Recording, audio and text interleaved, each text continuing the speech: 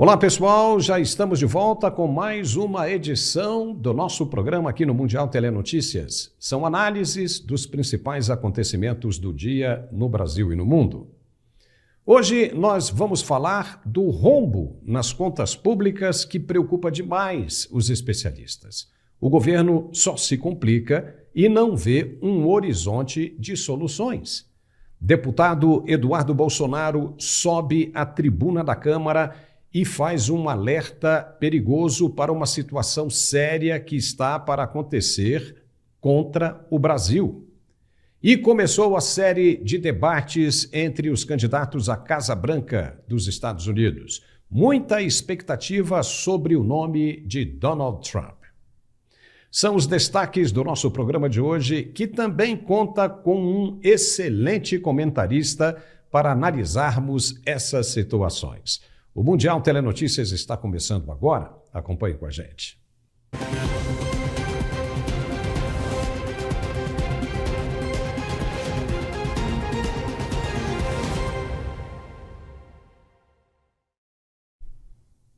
E começamos o programa de hoje com um assunto internacional que interessa bastante aos brasileiros, tanto de direita quanto de esquerda. A corrida à Casa Branca no governo americano. O ex-presidente Donald Trump e o atual Joe Biden eram esperados para mais um debate acalentado, com possibilidades de definir o futuro das políticas interna e externa dos Estados Unidos. Em uma recente pesquisa, que ouviu milhares de eleitores acima de 30 anos, o ex-presidente dá uma surra imensa em Joe Biden, vencendo na maioria dos estados por 72% a 28% na preferência do eleitorado. Já entre os jovens de menos de 25 anos, a coisa muda um pouco. Os dois candidatos aparecem tecnicamente empatados, mas são os jovens, que não representam maioria no aspecto eleitoral. O debate foi programado para acontecer em Atlanta, na Geórgia, na sede da CNN Internacional, que no ano passado foi acusada por Trump de divulgar fake news sobre o governo dele para beneficiar a campanha de Biden. Aliás, foi ali que surgiu o tema, a expressão fake news e desinformação. O confronto está sendo considerado o debate presidencial mais cedo na história moderna dos Estados Unidos e um evento crítico para ambos os candidatos. Foi planejado para ter apenas 2 intervalos comerciais, sem adereços e microfones silenciados, quando o outro candidato estivesse falando para evitar uma repetição dos frequentemente tumultos que aconteceram nos debates de 2020. O presidente Biden está com 81 anos e o ex-presidente Trump com 78.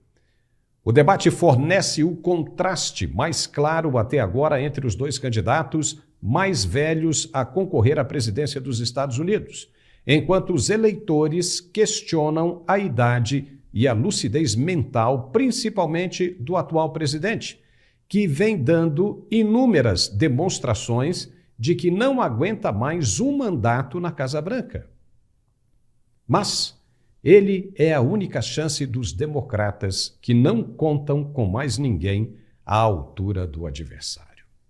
Antes de começar o debate, você viu aí as ruas de Atlanta, na região da sede do ginásio onde o debate ocorreria. Um forte esquema de segurança foi montado para que nada saísse do controle, como já é de costume no governo americano. A vitória de Trump parece ser a mais esperada por todos no mercado internacional da geopolítica, principalmente no Brasil. O deputado federal Eduardo Bolsonaro subiu à tribuna da Câmara dos Deputados nesta quarta-feira para fazer um alerta aos que ele diz andar fazendo coisas absurdas. O deputado voltou a mencionar as prisões preventivas fora da legalidade e citou o caso do ex-assessor de Bolsonaro, o pai dele, Felipe Martins, que está preso há 139 dias sem uma acusação formal. Veja. A frágil argumentação, Gilvan, que foi utilizada seria que ele teria fugido para os Estados Unidos junto com Jair Bolsonaro. Só que nessa data de 30 de dezembro, né, de 2022, depois do segundo turno das eleições, Felipe Martins não viajou para os Estados Unidos. A base utilizada por eles, deputado Pezzetti, colegas aqui da casa, foi o seguinte: Guilherme Amado, fofoqueiro oficial do Metrópolis, fez uma matéria perguntando por onde anda Felipe Martins e anexou na matéria o site de uma autoridade migratória americana, dizendo onde constava que Felipe Martins estaria numa lista que foi para os Estados Unidos dia 30 de dezembro. Só que o próprio site americano diz que as informações ali não são sólidas. Ou seja, eles falam em letras garrafais. Não pode ser usado para fins legais e oficiais. Tanto é que o próprio site hoje em dia já fez a correção. E a única base para que se pudesse tentar ainda dizer que a prisão do Felipe Martins era legítima, já não existe mais. O deputado ainda fez um alerta às autoridades brasileiras sobre o que pode acontecer muito em breve. Ele se referiu à proposta americana para sancionar o governo brasileiro. Veja. A conta só vai aumentando. A conta só vai aumentando. Eu não estou fazendo ameaça, até porque eu sou um simples deputado. Mas eu ando muito pelos Estados Unidos. E eu estou falando para vocês, em um dia o Trump resolve essa parada. Em um dia o presidente dos Estados Unidos, que será eleito, Deus quiser, em novembro, resolve essa parada. Porque todo mundo sabe que as autoridades brasileiras adoram ter uma casa em Miami, uma conta em Delaware, um negocinho aqui, acolá. Eles já fizeram isso com a narcoditadura venezuelana. Vinculou Maduro ao cartel dos Soles, braço direito do Nicolás Maduro, Diosdado Cabello, comanda aquela porcaria toda lá. Congelou algumas dezenas de bilhões dos venezuelanos lá nos Estados Unidos. Para fazer a mesma coisa com o Brasil não está muito difícil. O deputado Chris Smith, que está preparando um projeto de lei para sancionar o Brasil e para preservar as liberdades aqui, já fez um desse na Bielorrússia, tá? 2, 3 anos atrás ele já fez, ele é famoso por fazer isso. E não é um deputado qualquer da extrema-direita que vocês gostam de dizer, não. É um cara moderado demais, às vezes vota com a esquerda, e é simplesmente o deputado mais antigo do Congresso norte-americano. E é isso aí. A coisa está andando e muito rápido. O tempo de 10 dias está se esgotando e, muito provavelmente, o endereçado não vai responder à carta enviada pelo Congresso americano, como já é esperado. Então, como disse o deputado Eduardo Bolsonaro, a coisa vai ficar ruim para todo mundo, veja. Vai dar merda. Eu estou falando, independentemente do que eu faça, eu estou falando, hoje é dia 26 de junho, vai dar merda. Está no caminho certinho. A sanha de vocês, embebedados de poder, só vai fazer a coisa ficar mais dolorosa. Obrigado, presidente. E parece que o Brasil vive duas realidades. Parece que não está dando a menor importância para o que está acontecendo. Estamos falando, obviamente, das autoridades. E diplomaticamente isso é uma catástrofe, não só para a geopolítica, mas para o povo brasileiro também. Ninguém ainda teve a real ideia do que se trata, a ficha ainda não caiu, principalmente dessas autoridades. A coisa é real e muito séria, e alguém vai ter de pagar muito caro por deixar isso tudo chegar onde está chegando. Ao invés de ficar dançando e cantando em festinhas privadas ou participando de congressos e fóruns internacionais, deveriam estar mais preocupados em resolver logo essa questão, começando pela liberação dessas pessoas que estão detidas sem amparo legal, sem nenhuma acusação formal. O bicho vai pegar e o final dessa trilha está bem perto. Vamos fazer agora o nosso intervalo e já voltamos com muito mais para analisarmos no dia de hoje. Fique por aí. E para falar mais sobre saúde sexual, olha só quem está voltando, é a Tatá Onofre. Seja muito bem-vinda, Tatá. Fale.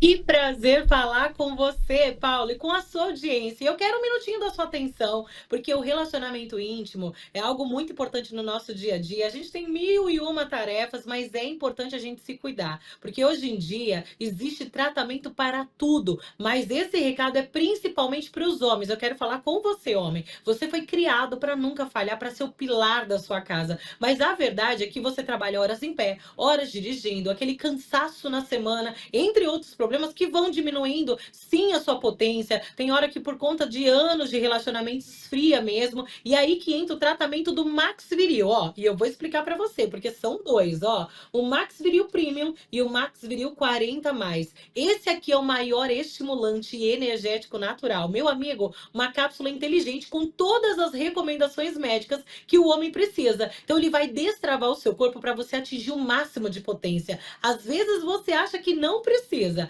mas depois de Max Viril você vai perceber a diferença. Ele aumenta a sua potência em 10 vezes mais. Vai tratar o problema de ejaculação precoce. Você que é mais novo, você vai tomar o Premium. Ele atua num neurotransmissor para diminuir a ansiedade. Então você consegue ter o controle da ejaculação. Ele tira a hipersensibilidade. Além disso, melhora o fluxo sanguíneo, fortalece a musculatura. Eu até brinco falando que é a academia do melhor amigo. E o principal, é uma cápsula que tem nanotecnologia 100% absorvível e o resultado é garantido. Tem laudo de eficácia e não atrapalha a sua medicação. Então você que é homem, não perca tempo se preocupando com tantas coisas. O Max Viril é um tratamento com selo de garantia. Você vai perceber a diferença já na primeira semana de uso. Olha que tratamento incrível, Paulo! Agora, como é que toma esse Max Viril? Tanto um quanto o outro, Tatá? São 2 cápsulas por dia? Isso, exatamente. Ó, você vai tomar de 1 a 2 cápsulas a cada 3 dias. Ó, esse aqui é o Max Viril Premium, que esse aqui para você que tem 20 e 30 anos, e esse aqui para você que tem 40+. E aí eu te explico depois a diferença. Mas são 2 cápsulas a cada 3 dias. Ele é tão forte, tão concentrado, que isso é o suficiente para ativar o máximo de potência como o homem nunca viu, Paulo. E tem alguma contraindicação? Porque se ele é tão potente assim, tá tudo certo? Qualquer um pode tomar? Pode sim. Ó, a partir dos 20 e 30 anos você toma o Premium e os 40+, olha isso aqui que lindíssimo, você vai tomar a partir dos 40, principalmente por quê? Porque você tem muito estresse, muitas responsabilidades. Você que é diabético, presta atenção. Qualquer problema circulatório mínimo que impacte na sua potência vai diminuir o seu desejo. Às vezes esse é o motivo de você sentir essa sensação de pernas pesadas, tanto cansaço crônico. Então, o nosso Max Viril Premium 40+, ele vai trazer uma explosão de vitalidade. Você volta a jogar aquela bola com os amigos, volta na academia, vai ter aquele tempo de qualidade com a sua esposa. Ele diminui o período refratário do homem, que é o quê? Você jogou o primeiro tempo e aí o homem precisa de um tempo para se organizar. E aí o nosso Max Viril, ele vai diminuir esse período. Então o próximo jogo aí, o segundo tempo, você consegue se preparar mais rapidamente. E o principal, além dele fortalecer essa musculatura, trazer essa explosão de vitalidade, não tem contraindicação, não atrapalha a sua medicação, nem a medicação tira o efeito. Então você que é telespectador, tira um print aqui, você vai ligar agora 0800 323 0090. Tira um print aqui da tela. Você que é esposa, liga também, vale a pena. Você precisa cuidar do relacionamento, senão tem hora que cai na rotina, a gente pula as preliminares, já não tem mais aquele tempo de casal, a briga vai tomando mais espaço. Então você que é esposa, pode ligar. Você que é homem, não seja tímido. O atendimento é personalizado e o mais legal, a caixinha do nosso Max Viril Power 40 é uma caixinha sigilosa, Paulo. Olha que legal, isso aí é novidade, hein? O tempo de recuperação que diminui, isso é muito bom. E tem promoção, Tatá? Olha só o que eu preparei, viu? Hoje eu vou fazer algo bem especial, então prepara o telefone antes do pessoal ligar e que puxar minha orelha, porque ó, o presente separado é esse aqui, ó. Olha que lindíssimo. Olha só, é um kit de churrasco personalizado. Olha que coisa linda. Se tem uma coisa que deixa qualquer homem feliz, é o dia a dia ali íntimo em dia e mais um churrasco. Não tem nada melhor. E esse aqui é presente para os 150 primeiros. Eram 100, mas eu vou aumentar mais 50 kits. Você tem desconto pela metade o nosso Max Viril, recebe em casa essa caixinha sigilosa, só que eu vou fazer algo especial. Eu sei que tem muita mulher acompanhando, a mulher que cuida dos filhos, do marido, cuida de tudo, então você vai ligar também e vai zelar pelo seu relacionamento. E eu vou fazer assim, pode escolher o seu presente. Tem o kit de churrasco personalizado e tem esse aqui, ó, esse kit de massagem facial. Esse aqui toda mulherada ama, toda mulherada quer, que ajuda no contorno do rosto, Paulo. Então pode escolher, tem presente para ela, tem presente para ele, mas tem que ligar agora. Max Viril, o maior estimulante do Brasil, Paulo. Tá certo, Tatá. Muito obrigado e volte sempre. Até a próxima. Obrigada, meu amigo. E já estamos de volta com o nosso programa de análises. Ontem, após uma tentativa de golpe de Estado, o presidente da Bolívia, Luiz Arce, criticou a ação contra o governo e pediu apoio internacional. Em resposta, as Forças Armadas bolivianas recuaram do Palácio Presidencial em La Paz e um general foi preso, Juan José Zúñiga, que havia sido destituído do comando militar recentemente. Ele foi apontado como o líder das unidades militares que se rebelaram e que se reuniram na Praça Murillo, no centro de La Paz. Dentro do Palácio Presidencial, Arce empossou José Wilson Sánchez como comandante militar, substituindo Zúñiga. O presidente dos Estados Unidos, Joe Biden, afirmou que está monitorando de perto a situação e pediu calma e contenção. Mas o curioso dessa situação toda é que tem gente duvidando desse suposto golpe. Já que o general destituído, o Zúñiga, confessou que tudo foi armado pelo próprio presidente, que é de esquerda. O governo brasileiro também se manifestou. E o maior dos absurdos foi dito pelo ministro Alexandre Padilha, das Relações Internacionais, em nome do governo e do presidente Lula. Ele afirmou, na maior cara de pau, que o governo brasileiro não aceita ditaduras na América Latina. Dá para acreditar que ele disse isso? Então veja. E agradecer em especial a postura firme da diplomacia brasileira e do presidente Lula no fato recente de ontem, onde mais uma vez a democracia na América Latina esteve em risco e a posição do presidente Lula, do ministro Mauro Vieira, foi decisiva para apoiar as forças democráticas na Bolívia e dizer que não aceitamos mais ditaduras e golpes na América Latina. Muito bem, para falar mais sobre isso, estamos recebendo hoje o professor Marcos Pisolato. Olá, professor, seja bem-vindo novamente. Em que mundo esses caras acham que vivem? Qual é a sua interpretação dessa fala, primeiramente, do ministro Alexandre Padilha? Olá, Paulo, meus cumprimentos à nossa audiência. A gente vive, de fato, um circo invertido, né? Só que os palhaços somos nós. Às vezes tenho a clara impressão que eles vivem num mundo pré-internet. Eles falam essas absurdidades e esquecem que hoje existe internet, existe Google. O nosso governo atual ele é um claro apoiador de ditaduras latino-americanas. O que eles tentam fazer, a gente chama de dissonância discursiva. Eles tentam, através do discurso, desconectar, tirar do discurso a ideia da realidade. Então, quando ele diz, por exemplo, que Nicolás Maduro não é uma ditadura, que Daniel Ortega não é uma ditadura, isso é dissonância discursiva, porque a realidade nos mostra que são ditaduras. O próprio caso do Luiz Arce na Bolívia, a gente vai falar mais disso depois, já é um caso bastante estranho. Eu considero que esse evento aí do dia 26 de junho na Bolívia, de ontem na Bolívia, ele é uma espécie de 8 de janeiro da Bolívia. A gente tem sim que levar em consideração o que o general falou. Não estou afirmando que isso ocorreu, que é uma espécie de golpe armado, mas isso deveria ser levado em consideração. Afinal, um general afirmando que foi um golpe falsificado para dar força a um candidato bastante fragilizado, que é o Luiz Arce, que ano que vem teremos eleições na Bolívia, inclusive, vindo de um sujeito que tem um partido político cujo nome é Movimento ao Socialismo.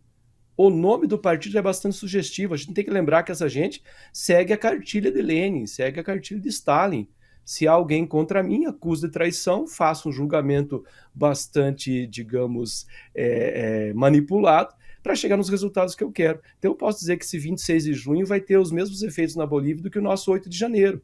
Ele vai servir de desculpa para você pôr na cadeia, lembrando que aquela presidente que assumiu no lugar do Evo Morales quando ele renunciou, foi condenada a 10 anos de prisão por este governo Luiz Arce aí.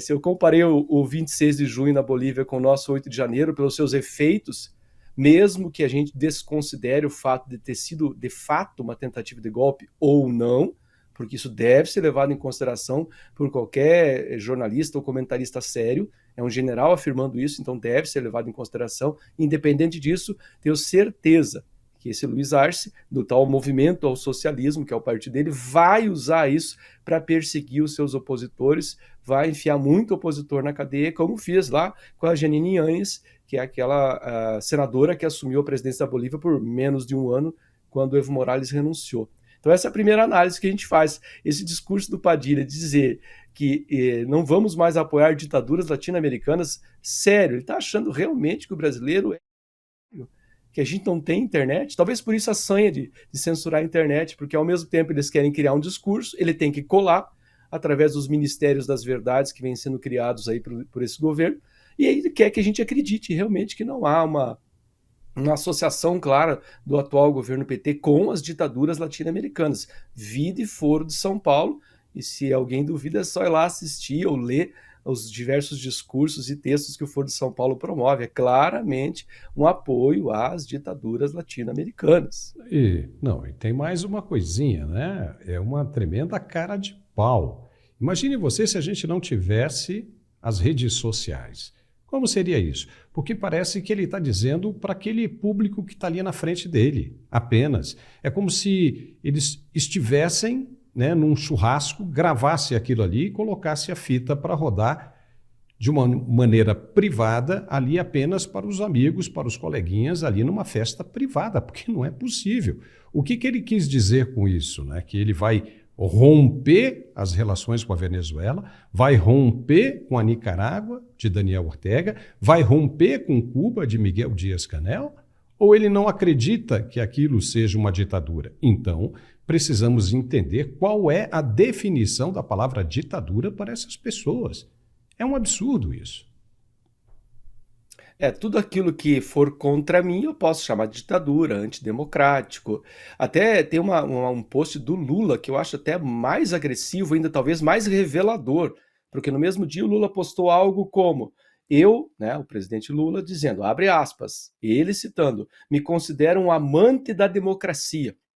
A gente sabe que no dialeto padrão brasileiro, quando alguém diz amante, se está se referindo a uma infidelidade, né? Porque você tem uma esposa e uma amante. Então acho que o Lula aí cometeu um ato falho. Ele está dizendo, me considero um amante da democracia, então estou defendendo ao Luiz Arce.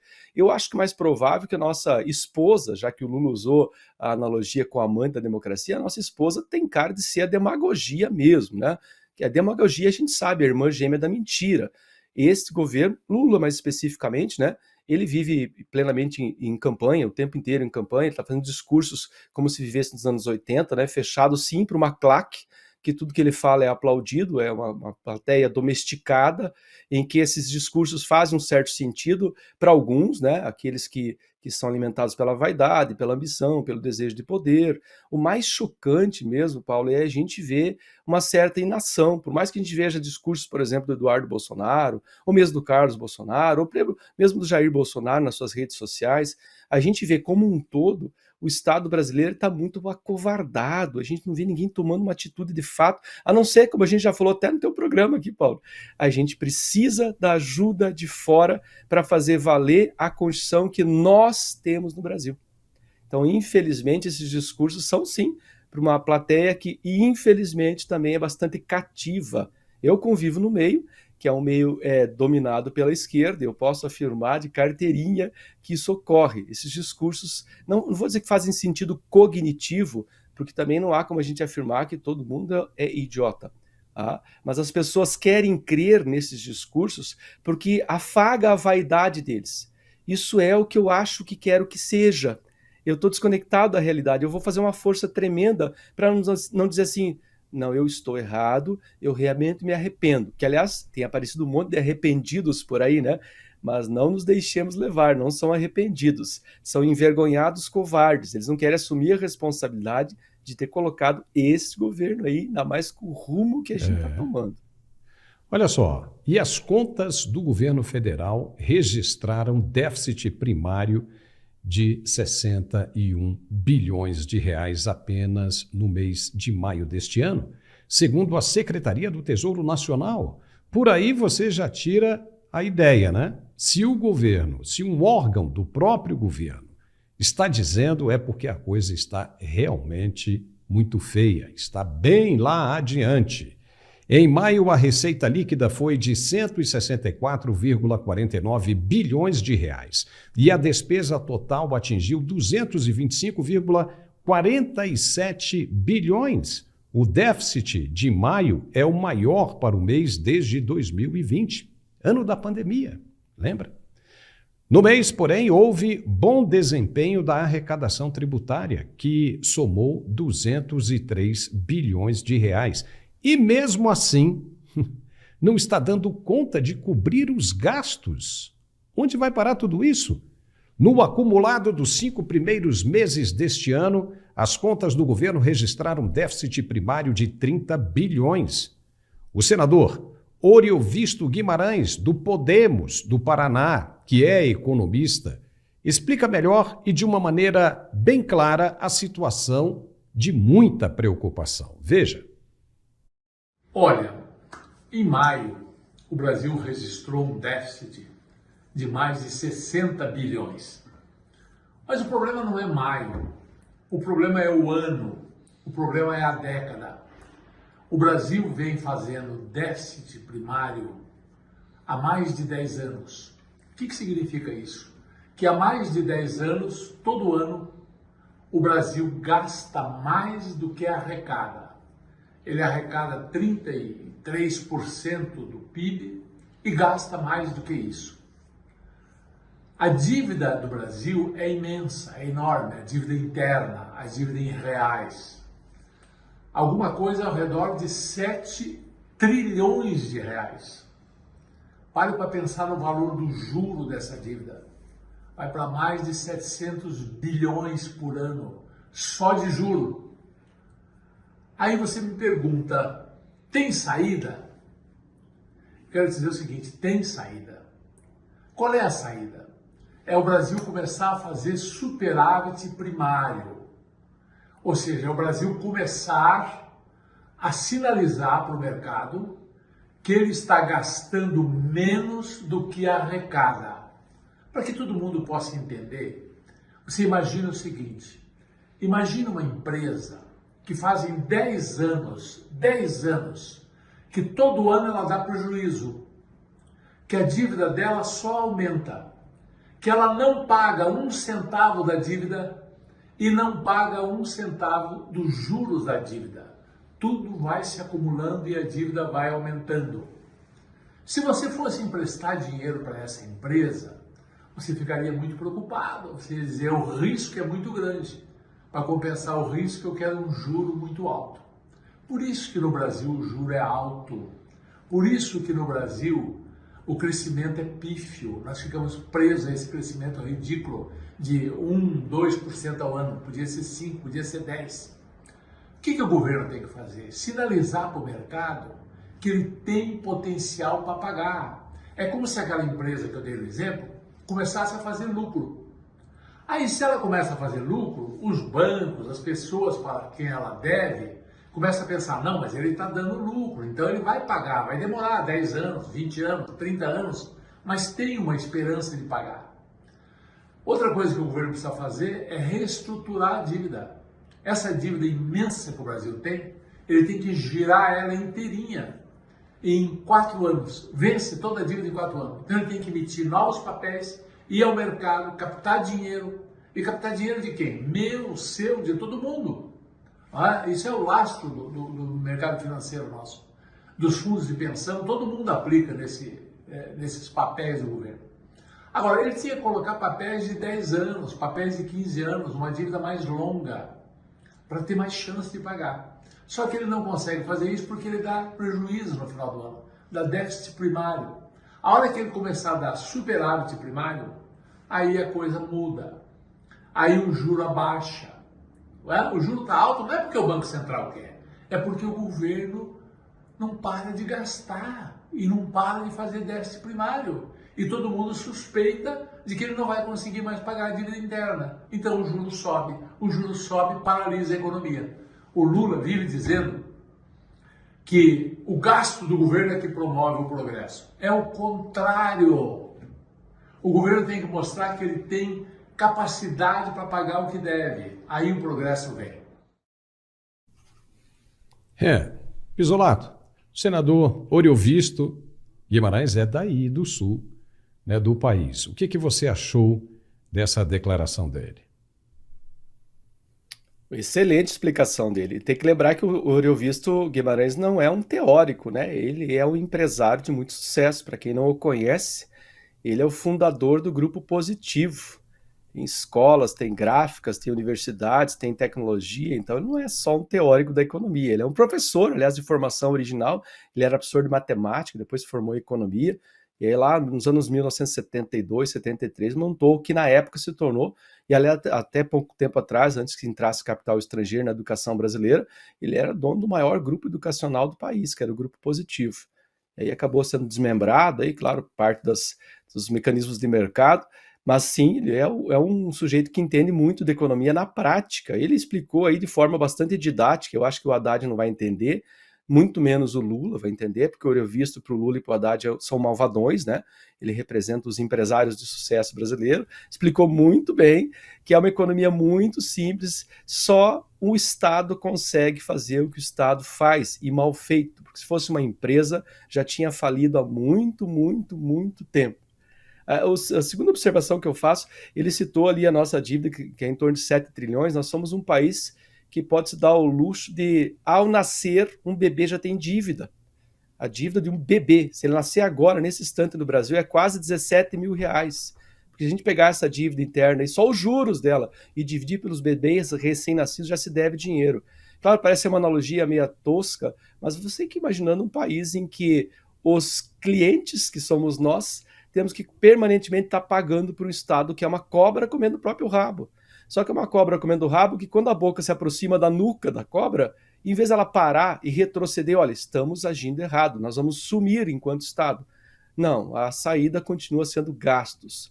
E o Lula ainda não percebeu que cada vez que ele abre a boca para dizer que não vai ter corte de gastos, que gasto para ele é um investimento, lá vai o dólar para 5,52, lá vai o dólar para 5,51. E ele continua achando que o mercado é malvadão, ele está completamente fora da realidade. O que o Oriovisto fez aí foi uma aula de economia simplificada, mas foi: a gente precisa cortar gastos, não aumentar a arrecadação. Esse negócio de imposto sobre carne nobre, imposto sobre imposto, isso só funciona porque é o Estado, porque a gente tem a obrigação de pagar e não consegue fugir. Mas não tem como uma empresa sustentar sem o que o Oriovisto falou, sem gerar riqueza, sem gerar superávit. E riqueza não é, como o Lula pensa, salário mínimo. Não, então pagar salário mínimo é distribuição de riqueza.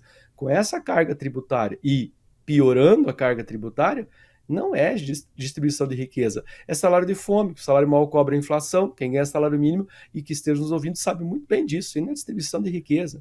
Elevação dos gastos do Estado não é distribuição de riqueza. Não, e mais, né? E aí aquela classe que está na base da pirâmide, vendo aí que subiu R$18, R$20 do salário mínimo, já acha que está fazendo. E vai ficar esperando, vai ficar sempre esperando, né, pelas promessas serem cumpridas. Fica parecendo aquele cachorro onde você amarra uma salsicha na ponta de um arame e coloca no pescoço dele. Ele vai continuar correndo a vida inteira para tentar pegar aquela salsicha e nunca vai conseguir. Agora, olha só, nós temos mais uma fala de um outro senador que é da base governista, hein? É o senador Plínio Valério, do PSDB do Amazonas. Veja o que ele disse. E haja taxa, e haja imposto, massacrando cada vez mais a população brasileira. E vai continuar assim, Não acredito mais que se trata de aprendizagem. Qualquer dona de casa sabe que não pode gastar mais do que o marido ou ela, os dois juntos ganham. O governo do PT sabe disso, mas não vai aplicar. Porque o importante é gastar e fazer farra. E é lamentável, porque a previsão deste ano vai piorar ainda mais. Já não há o que se esperar do governo do PT nesse ajuste, nesse aperto, nesse descompasso. E esse descompasso vai continuar crescendo cada vez mais, enquanto o governo confundir lucro com apurado. É o PSDB, né, que fez parte da base do governo.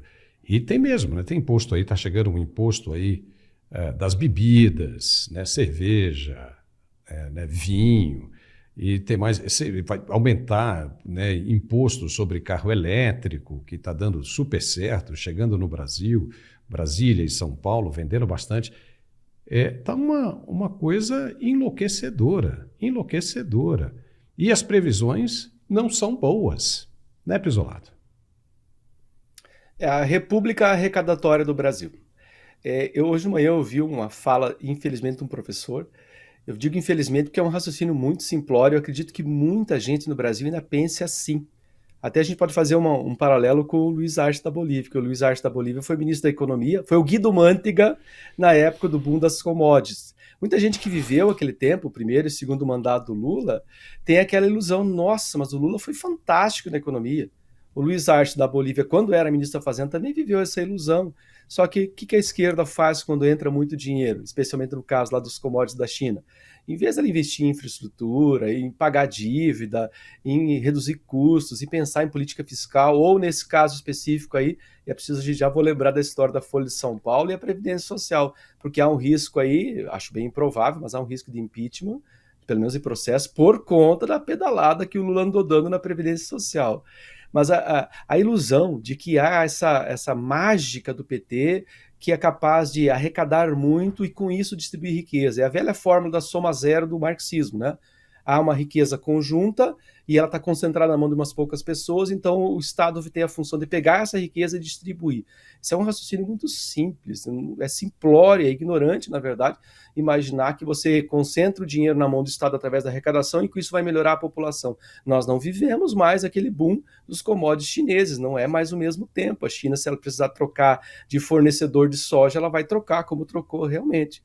Eu estava anotando os números da época do Bolsonaro, da pandemia. Foi talvez a pior dívida que o Brasil já teve foi no ano da pandemia, 2020, né?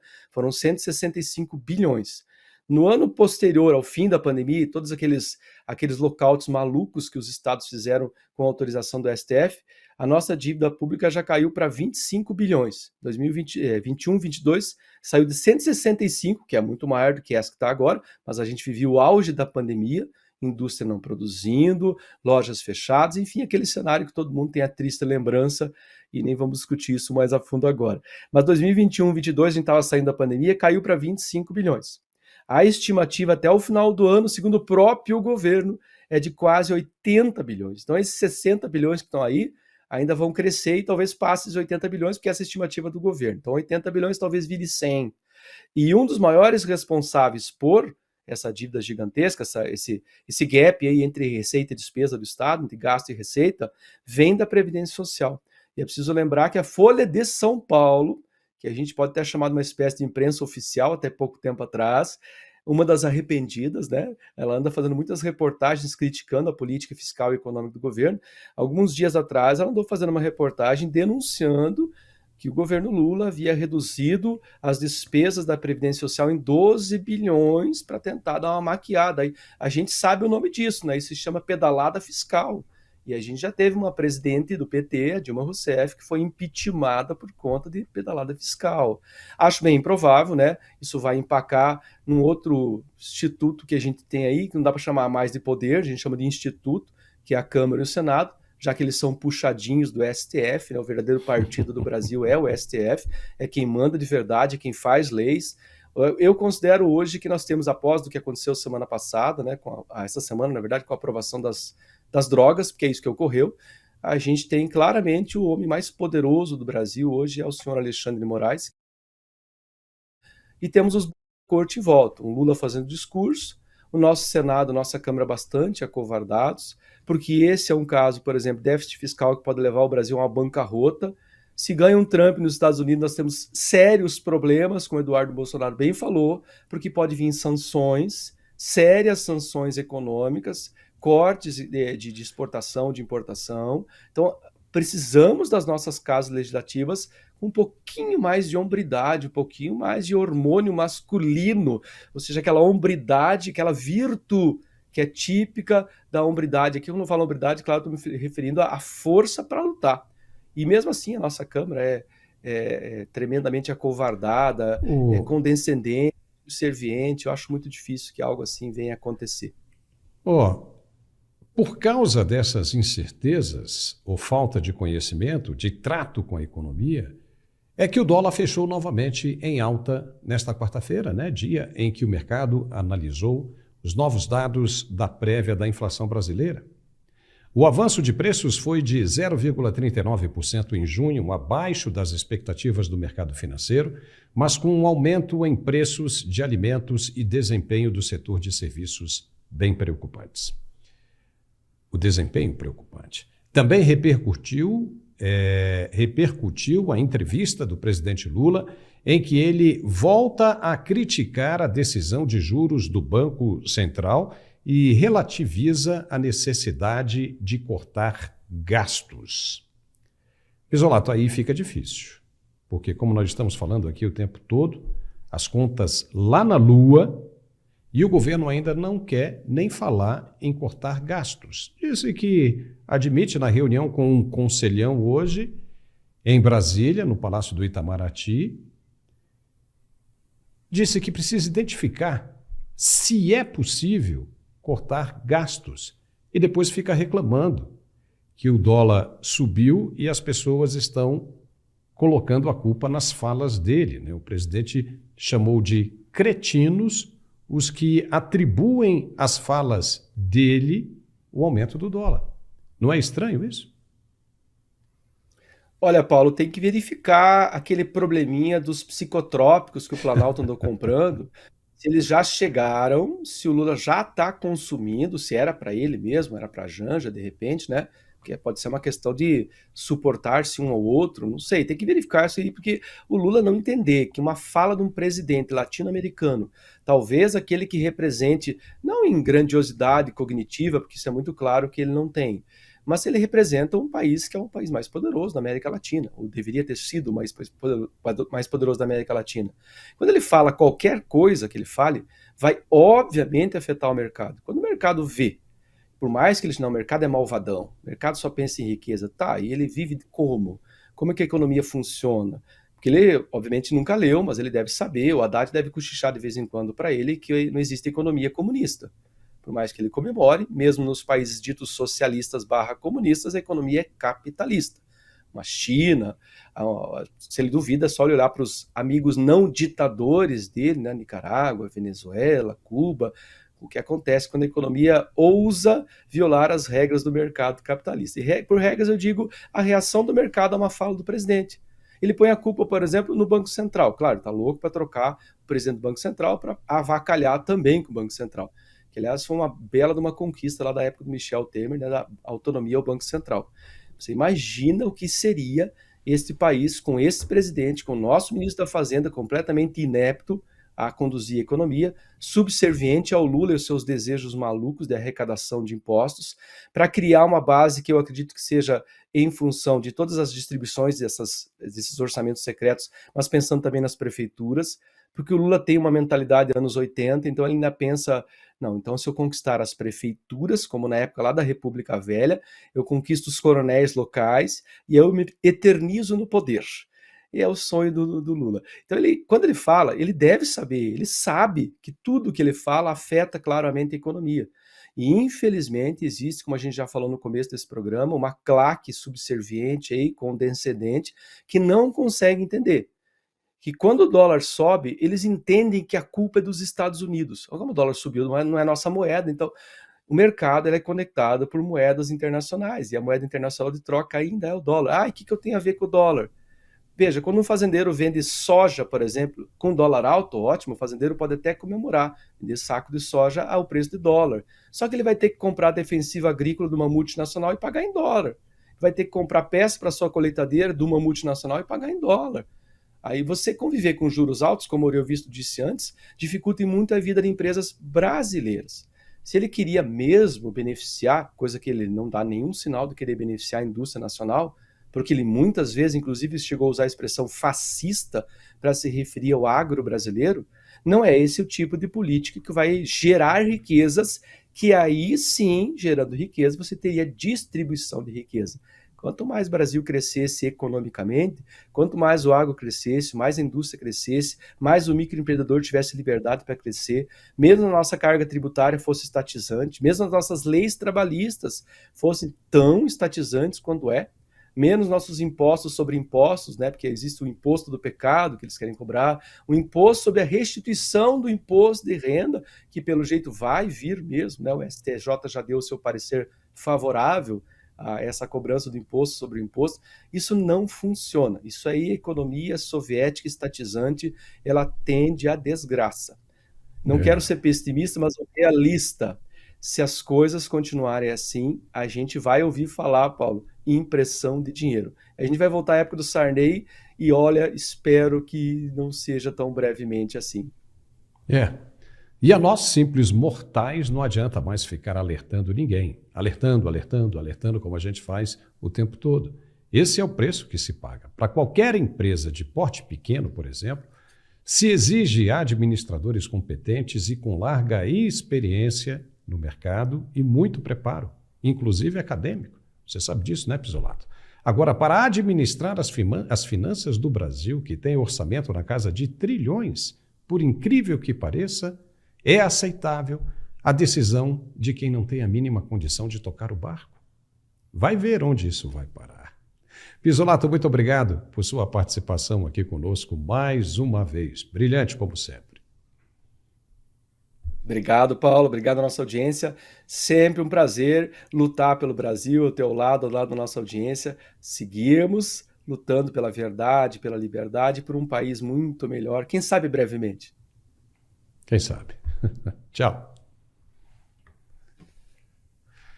E nós ficamos hoje por aqui com esse programa. Se você gostou, não deixe de dar um like e compartilhar, hein? Comente também, que nossa comunidade vai só aumentando. Precisamos muito disso. Muito obrigado pela preferência, pela companhia e nos vemos de novo amanhã. Espero por você, hein? Abração!